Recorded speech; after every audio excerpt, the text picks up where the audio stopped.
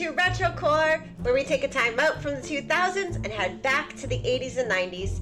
Today we're going to be talking about Halloween candy that if you got in your trick-or-treat bag as a kid, might have just ruined your night.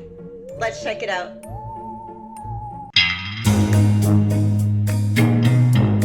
Number 1 are Necco wafers. These things looked really cool the first time I saw them, picked them up out of my trick-or-treat bag, peeled back that wrapping paper, popped one in my mouth, and it tasted like chalk. I thought, maybe the next flavor will be better. Nope. There were many different flavors of Necco wafers in each package. However, I could never quite discern what flavor they actually were.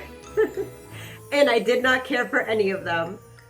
It definitely would have been the equivalent of eating the teacher's piece of chalk.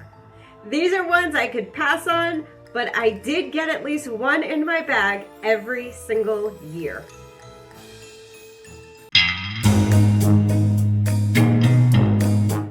Number 2 are Dots and Runts.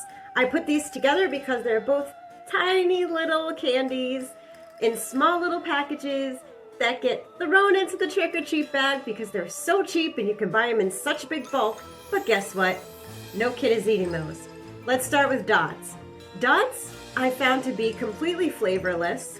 The box is so hard to get into and then stick your finger in and pull one out that it's almost like a workout.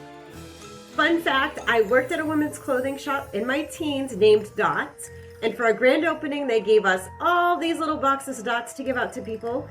I had flashbacks of trick-or-treating, and I immediately stopped giving them to customers because I felt so bad. Now for Runts, these look promising because they have some personality. They kind of look like the fruits that they're supposed to taste like. But that banana, I don't know, there's something about it that put me off, number 1. I don't like banana flavored candies to begin with. So with Runts, they say you're supposed to put some in your hand, pop them in your mouth, and just kind of chew along and be happy. Okay, that might work for M&Ms and Skittles, but the second you put these Runts in your mouth and crunch down on them, nothing happens. You're liable to choke.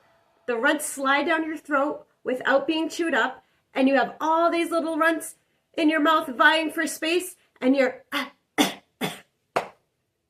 get these Runts the heck out of here.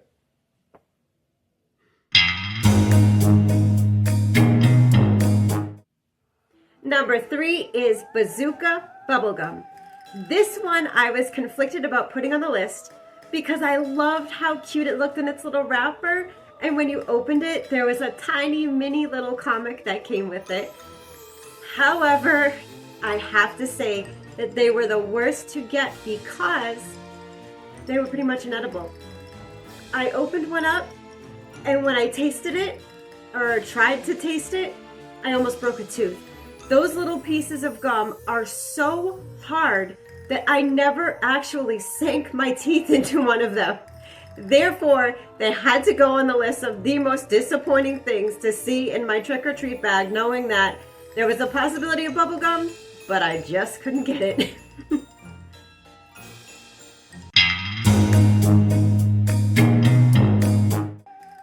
Number 4 are Peanut Butter Kisses. Now, I didn't even know that these things had a name, what their names were. I just remembered seeing these orange and black wrapped up candies miscellaneously thrown in my trick-or-treat bag, having no clue what they are, and opening one only to find out it's some kind of a taffy that is so hard to bite into that literally it's useless. I tried once, tried twice, tried 3 times. You're out, Peanut Butter Kisses. These things, the second I saw them in my treat bag, in the trash. So, now we know they're called Peanut Butter Kisses after a Google search, and I will be sure to stay far away from that package when I see them in the store.